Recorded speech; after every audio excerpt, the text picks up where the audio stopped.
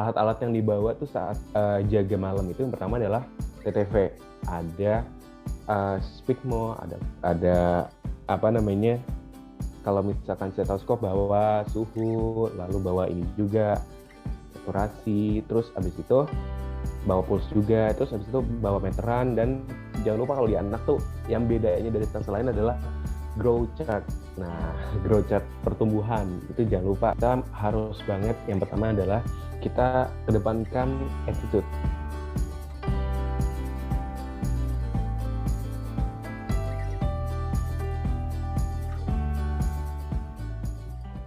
Perkenalkan, nama aku Renanda Patanzarian. Aku angkatan 2016. Sekarang lagi mau masuk stase penyakit dalam. Udah tinggal dua lagi dari total stase, kan ada 17 ya. Ada 17 stase selama di koas. Dan aku asalnya dari Jakarta dan aku biasanya kalau di RSAS tinggalnya di kos-kosan dekat RSAS.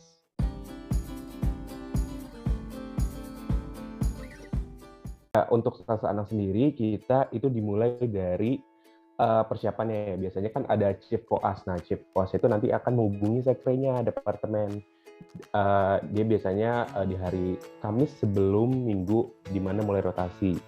Lalu nanti akan dihubungi nih residen juniornya, perkenalan dulu. Nantinya juga akan biasanya ada buku-buku seperti yang warna hijau, itu buku tentang penyakit anak, ilmu kesehatan anak. Dan juga untuk biasanya kan ada PJJ dulu ya. PJJ-nya itu kan ada, PJJ itu daring yang 4 minggu itu dulu, dan nanti ada matrikulasi. Nah, biasanya jadwalnya itu minggu pertama itu adalah pengayaan, lalu minggu 2 sampai 3 itu dia persektoran atau rotasi. Lalu minggu keempat itu nanti akan ada ujian CBD. Nah, lalu selanjutnya biasanya nanti ada matrikulasi jejaring di RSUD. RSUD-nya mana aja? Yang pertama adalah RSUD Cibabat Kota Cimahi, lalu RSUD Cicalengka, lalu ada RSUD di Kota Bandung, Majalaya, Soreang, terus ada juga kalau misalkan 2 rotasi terakhir itu ada Garut sama ada di Sumedang. Nah, biasanya tuh kalau misalkan PJJ kan biasa kita ada yang namanya dengan case reposition. Lalu itu seperti kita bahas kasus tetapi ditambah dengan basic science-nya di akhir. Misalkan nama, identitas, lalu anamnesis, pentis, penunjang, treatment, prognosis, sampai nanti basic science-nya di akhir gitu. Kalau CSS kan atau clinical science session itu dia benar-benar murni dari basic science. Lalu ada BST, bedside teaching, ini adalah kita langsung datang ke pasien. Nah, biasanya kita anamnesis, pentis, penunjang sendiri, sama nanti kita konsul ke preseptor atau biasanya dokter spesialisnya. Mungkin kayak saran bagaimana pengobatannya, nanti menurut saya bagaimana, nanti biasanya dokternya ACC atau mungkin ini ada yang kurang ditambahin ya gitu. Lalu selama PJJ biasanya kita kalau yang online itu biasanya kita dapat kasus nanti kita cari anam pempis sampai penunjangnya, lalu ntar dikasih presentasiin ke konsulennya. Dari divisi di ilmu kesehatan anak itu sendiri, yang pertama ada divisi infeksi dan penyakit tropis, kedua adalah imunologi, lalu ada divisi nefrologi, dan ada tumbuh kembang, ada kardiologi, ada neurologi, ada hematologi, ada area itu kayak emergency, kayak kasusnya tuh kayak gagal nafas, sepsis. Nah, itu tuh yang area tuh. Kalau yang selanjutnya ada nutrisi dan penyakit metabolik, dan juga ada respirologi. Terus ada neonatal dan gastroenterohepatologi. Totalnya ada 12 divisi, lumayan banyak kalau di ilmu kesehatan anak sendiri. Mengenai kesehariannya, kalau di PJJ atau di online, itu nanti kita diskusi setelah kita dikasih kasus, dan biasanya hari berikutnya tergantung dari kesediaan dari preseptor atau biasa kita sebut dari dokter spesialisnya. Dan memang kalau misalkan dia bersedia, nah chief koasnya itu biasanya akan ngecek dulu nih ke dokternya apakah berkenan pada hari esok. Dokter, terima kasih. Ingat kalau misalkan ngechat konselan memang harus ada greeting, harus ada izin, lalu juga jangan lupa kita ini hatur nuhun dok gitu ya. Terus kalau misalkan ujiannya, ujian online itu sendiri itu ada CBD. Nah itu SOKA misalkan diuji ada kasus nih, kamu nanti diagnosis, lalu biasanya suka ditanya-tanya kayak komplikasi, lalu dedenya kemana aja nih kalau misalkan sesak, nah terus atau batuk berdahak lebih dari 2 minggu, nah itu arah-arahnya biasanya dipancing pas ujian, semacam SOKA lah CBD itu. Dan ya minggu selanjutnya di minggu matrikulasi atau minggu kita prakteknya, nanti biasanya hari pertama kan kita ikut nih biasanya morning report-nya residen nih, morning report residen. Nah, kita jangan sampai telat, kalau bisa 15 menit sebelumnya itu udah masuk ke link Zoom-nya. Dan juga ada juga yang RPS. RPS itu adalah research person session. Nah, itu biasanya kita dapat materi dari konsulen atau spesialisnya. Terus kalau misalkan kalau di RSAS sendiri itu memang ada poliklinik anaknya, terus ada ruang neonatologi, ada ruang perinatologi yang kalau ada lahiran langsung ke perinatologi. Nah, terus ada divisi tumbuh kembang. Nah, di situ banyak banget konsulen kalau misalkan di RSAS ya. Lalu biasanya tuh kalau absensi itu biasanya kita jam 7 dan biasanya lebih dari 15 menit itu suka dicoret dan nggak kehitung absennya.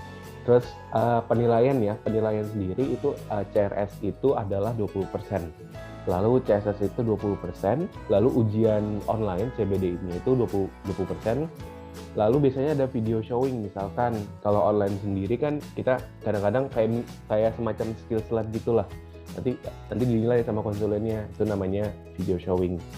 Lalu nanti matrikulasi sebanyak 25%, tergantung dengan dokter spesialis yang ada di jejaring rumah sakit umum daerahnya. Terus nanti dibagi rata-ratanya berapa gitu. Lalu nanti biasanya akan mengisi logbook, misalkan absensi di spd.fk4. Nah itu nanti biasanya ada dokumentasi kegiatan hariannya. Tapi kalau misalkan selagi bisa diambil dokumentasi, izin dulu ke pasiennya. Tapi kalau misalkan tidak bisa, nggak apa-apa. Yang penting kita harus juga menjaga kerahasiaan dari pasiennya gitu. Dan jangan lupa kalau foto mata atau ininya ditutup aja atau disensor lah ininya. Jaga privasi pasiennya. Terus jaga malam nih. Kalau dulu kalau aku kan dulu di RSUD Cibapat ya, jaga malamnya itu dari jam 4 sore sampai jam 6 pagi. Nah, itu jaga malam. Biasanya kita jaga di poli rawat inap atau di IGD, tergantung dari masing-masing. Kalau di RSUD Cibapat itu biasanya di rawat inap, nggak dikasih di IGD, karena dulu aku pas lagi COVID-nya lagi naik, mungkin nggak itu di IGD. Dan dulu tuh jaganya tuh ada weekend juga, jaga weekend. Terus habis itu jangan lupa kalau mau jaga laporan dulu gitu ke perawatnya atau ke penanggung jawab ruangannya, izin dulu gitu. Terus kalau misalkan setelah jaga juga izin lagi, punten, izin ganti ke koas selanjutnya yang jaga gitu. Terus juga kalau di RSAS tuh ada jaga kenangan sama jaga anturium, dan alat-alat yang dibawa tuh saat jaga malam itu yang pertama adalah TTV, ada Spigmo, ada kalau misalkan stetoskop bawa suhu, lalu bawa ini juga saturasi. Terus abis itu bawa pulse juga, terus habis itu bawa meteran, dan jangan lupa kalau di anak tuh yang bedanya dari stase lain adalah grow chart. Nah, grow chart pertumbuhan itu jangan lupa, biasanya nanti pas presentasi ke dosennya nanti sering tanya, ini gimana status gizinya, gizi buruk kah, gizi normal, atau dia kelebihan gitu. Nanti itu yang bedanya dari stase anak dan stase yang lainnya gitu. Dan biasanya ya obat-obatannya ya tergantung dan situasional juga. Terus kalau misalkan ada misalkan di RSUD Cibabat nih, RSUD Cibabat kan dia tuh rata-rata tuh ada banyak kasusnya sih, bervariasi, ada kayak kejang demam, lalu ada TB paru, TB non paru, lalu ada denggi paling banyak nih. Terus habis itu diare akut, lalu juga ada kalau misalkan ISK, terus juga ada ada TB komplikasi juga. Biasanya kalau di diagnosis ada TB paru plus apa gitu. Nah, terus ada varicella yang sering, terus anafilaktik juga ada, anemia, terus demam tifoid juga harus benar-benar tuh. Kan biasanya kan ada, kalau dia bedanya juga kalau di anak kan kadang-kadang demam kurang dari 7 hari, demam lebih dari 7 hari, itu nanti itu ada patokan sendiri tuh, kalau DD kurang dari 7 hari apa, demam lebih dari 7 hari apa. Dan kalau misalkan dari ketika yudisium, ini nanti biasanya sekretaris dari departemen akan ngasih jadwal ke chief-nya atau ketua koasnya. Nanti misalkan dibacain nilai-nilainya. Kalau di stase anak tuh biasanya nanti ada nilai dari keseluruhannya. Tapi kalau dulu tuh memang ada disebutin nilainya, tapi kalau sekarang udah enggak gitu. Nah, kalau misalkan di jejaring RSUD kita memang lebih banyak dapat skills-nya. Dan memang kita sebagai koas kan emang kompetensi dokter umum ya itu sangat perlu banget, jaga di IGD, jaga di rawat inap, bagaimana penanganan ke pasiennya, terus juga ke orang tuanya juga kan, ketemu langsung ke pasiennya. Dan memang pasien anak kan agak rewel ya, nangis, lalu suka tiba-tiba nggak mau diperiksa. Nah, yang kayak gitu-gitu tuh bedanya ke stase lain kayak gitu. Terus ya udah, kalau misalkan nggak mau diperiksa, nanti 5 menit kemudian coba lagi, semoga aja udah tidur atau udah nggak rewel lagi gitu.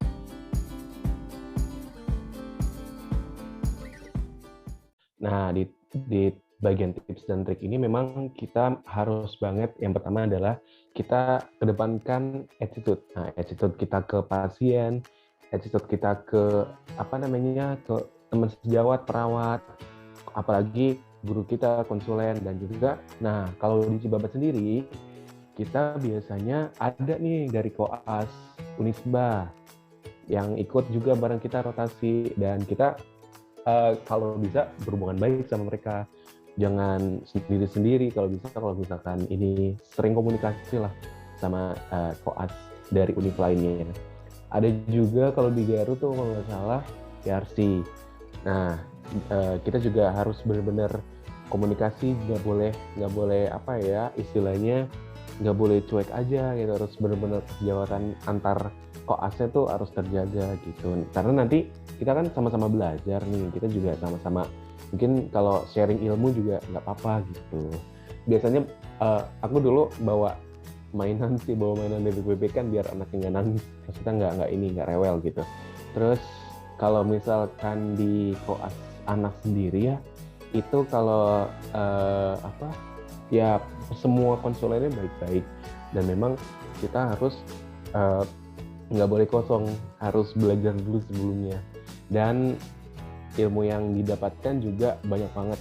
Itu ada banyak kriteria, ada banyak klasifikasi. Per umur tuh pasti ada klasifikasinya. Itu benar-benar harus diperhatikan, apalagi berkaitan dengan dosis obat. Nanti pas di kelas anak nggak boleh gerasak-gerusuk, takutnya anaknya digendong kenapa-napa atau gitu. Nah itu benar-benar harus hati-hati megang anaknya, harus pelan-pelan, nggak boleh nggak boleh gerabak-gerubuk lah gitu. Terus kalau misalkan di anak tuh biasanya uh, jaganya itu kan memang di ini ya di pos namanya ruko, ruang koas sebutannya.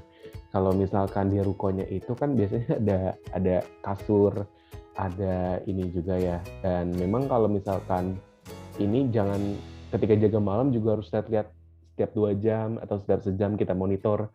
Jangan tiba-tiba yang tiba-tiba ketiduran aja. Nah, itu kasihan yang partner jaganya jadi lebih capek. Harus dibagilah waktunya ganti-gantian gitu kalau misalkan istirahat. Memang harus ada istirahatnya karena memang kalau jaga tuh besokannya kan kadang-kadang ada beberapa jejaring yang masuk lagi. Jadi dari misalkan hari ini dari jam 6 pagi sampai jam berapa ya? Normalnya kan sampai jam 3 sore. Nah, jaganya jam 4 sore sampai jam 6 pagi.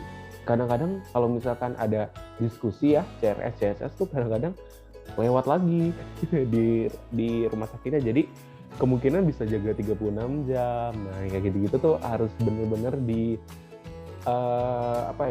dijaga kesehatannya. Apalagi nutrisi di beberapa jejaring mungkin kita harus bisa memilih yang mana yang agak tidak steril, yang mengandung salmonella typhia. Itu harus benar-benar benar-benar dipersiapkan, harus istirahat. Dan kalau bisa jangan sampai nggak tidur. Nah itu harus tidur, pokoknya harus istirahat gitu, setidaknya ganti-gantian sama teman partnernya kalau bisa gitu. Dan kalau misalkan jejaring tuh biasanya ada yang dapat transport misalkan ke Garut. Nah di Garut tuh nanti kita chief kepala koasnya di stase anak, nanti aku dulu biasanya ngubungin yang ngurusin transportasinya. Dan biasanya dia ngasih pilihan mau diantar pakai transport, dia biasanya ada travel yang disediain fakultas atau bis yang disediain fakultas, dan mau bawa mobil sendiri, tapi memang tanggung jawab sendiri ya kalau bawa mobil sendiri dan dengan segala minus dan ininya. Terus habis itu kalau misalkan di RS ya, ada beberapa rumah sakit yang bolehin tenaga medisnya tuh parkir di RS-nya.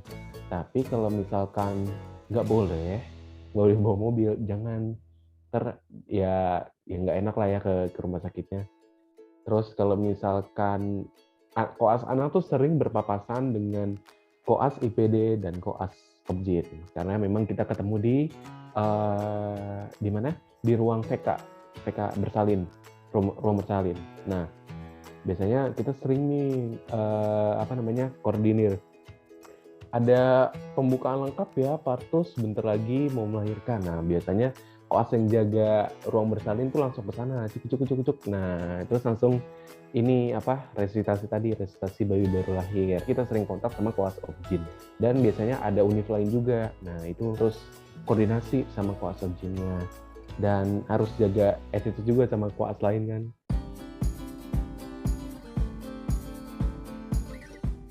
Jadi memang di CBD atau case based discussion ini, ujian anak yang online ya, itu nanti kita dikasih kasus nih, misalkan anak A, nanti ada pertanyaannya.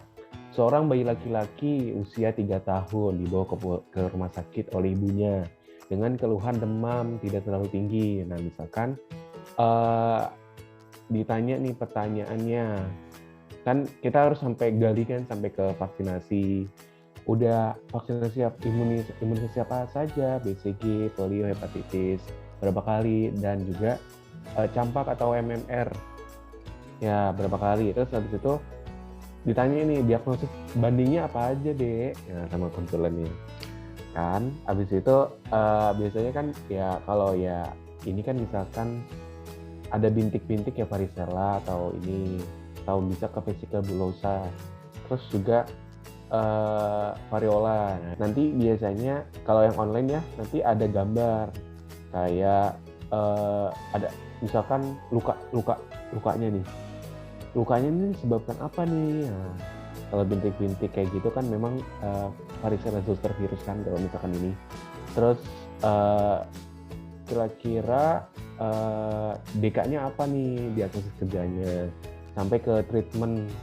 Nah, kamu mau ngasih obat apa, Dek? Nah, terus habis itu di poin-poin penilaian anaknya itu juga nanti ditanya pertanyaan wajibnya konsulen itu biasanya nanya tentang vaksinasi. Harus apal yang pedoman Ikatan Dokter Anak Indonesia yang mengenai vaksinasi, imunisasi. Dan itu harus benar-benar hafal tuh boosternya berapa 1, 2, 6, 18 bulan misalkan gitu. Dan itu pertanyaan yang wajib sih, itu ada poin checklistnya di penilaian online yang CBD-nya. Nah, kalau yang kalau yang jejaring kita ujian sama dokter preseptor konsulen di jejaring rumah sakit kita bekerja nanti. Nah, yang pertama gitu kita ujiannya di poli ya, di poli atau bisa juga di rawat inap. Tapi tergantung kalau misalkan ya pasien-pasien yang SKDI kompetensi 4A lah ya yang dikasih ke kita, yang nggak mungkin yang agak susah-susah. Tapi pas aku susah dapet epilepsi 3. Tapi memang biasanya dikasihnya yang 4A, yang kompetensi dokter umum. Misalkan ada pasien nih, biasanya dokternya lihat dulu, ini pasien apa ya diagnosisnya. Terus nanti koasnya disuruh anamnesis, lalu lihat pemeriksaan fisik, dilihat nih, dinilai sama konsulennya di ruang poli anaknya. Dan biasanya dokter konsulennya udah izin dulu, Bu, punten ada dokter muda mau sedang ada ujian. Nah biasanya ibunya kalau misalkan boleh, ayo. Kalau nggak boleh ya cari pasien lain yang diagnosisnya 4A gitu, dicariin sama konsulennya gitu. Terus abis itu kalau misalkan dia selesai nih, udah anamnesis, pempis, terus nanti biasanya bikin resep. Nah, ini yang harus penting nih, per miligram per kilogram berat badan itu harus benar-benar. Dan dosis dari obatnya juga harus sesuai, diminumnya berapa kali, lalu antikonam atau foskunam yang kayak gitu tuh harus benar-benar harus hafal dan harus ya, karena anak banyak yang dosis obat ya, ini benar-benar harus hafal sih kalau di treatment pengobatannya gitu kalau di anak ya. Terus nanti bikin resep di lembar resepnya, nanti dilihat dulu nih sama konsulennya bener nggak nih dosisnya, bener nggak nih sesuai nggak sama kilogram per berat badannya. Terus kalau misalkan udah, nanti evaluasi. Ujian di anak tuh nggak ada yang pilihan ganda deh, nggak ada yang CBT, adanya itu semua lisan sama ke pasien langsung.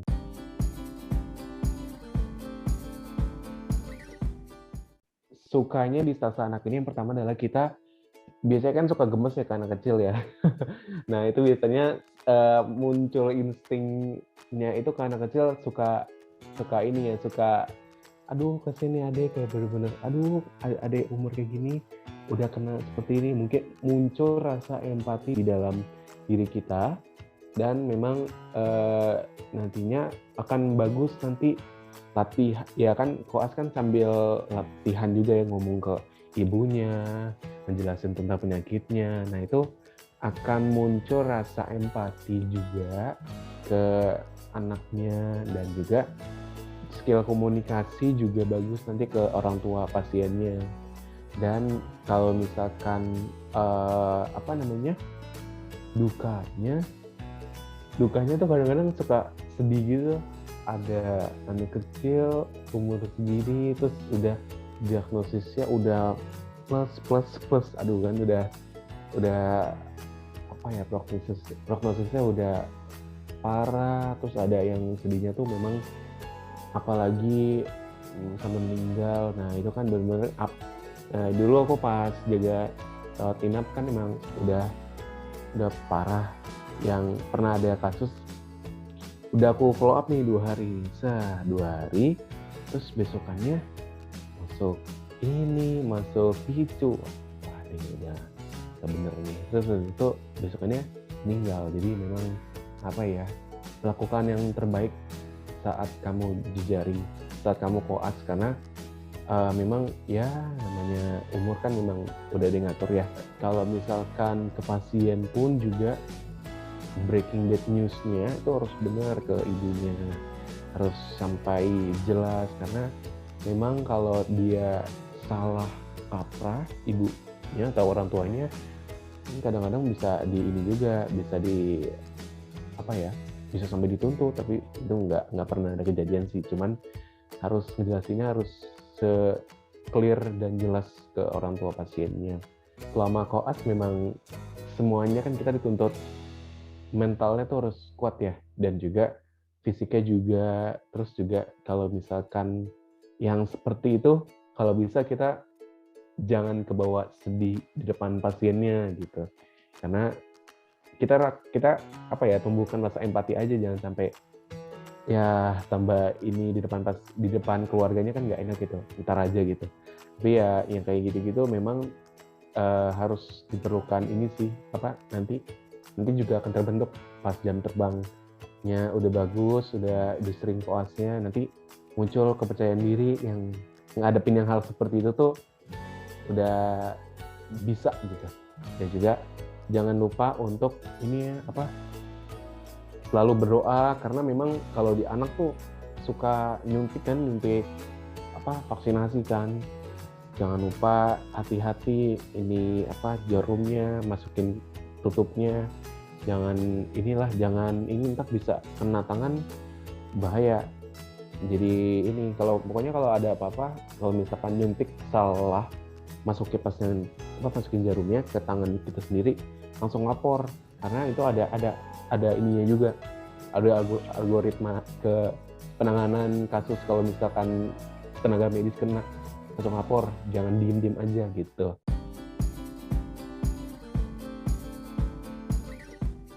Mungkin stase anak ini adalah stase yang menyenangkan, karena memang kita berhadapan langsung dengan sesuatu yang mungkin kalau misalkan ini kan kita harus anamnesis kan, gali kan Socrates ke pasiennya langsung. Tapi kan kita kalau ke anak kan nggak mungkin kan apa yang dirasain ke anak yang masih kecil-kecil, nggak mungkin kita ituin anamnesis ke anaknya langsung, bisa ke ibunya kan.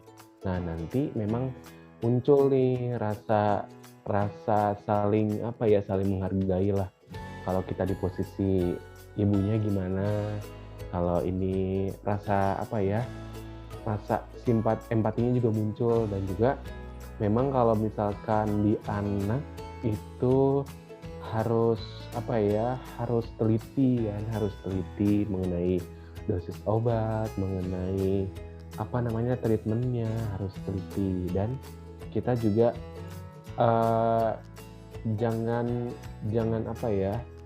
jangan setengah-setengah, lakukan yang terbaik selagi apa yang kalian bisa. Nah, itu kunci penting bagaimana kita harus survive di stase anak ini. Dan memang kesejawatan antar koas tuh harus dijaga ya, antar ke senior, antar sejawat juga harus terjaga, supaya terjadi situasi yang kondusif dan kalian enak juga belajarnya gitu.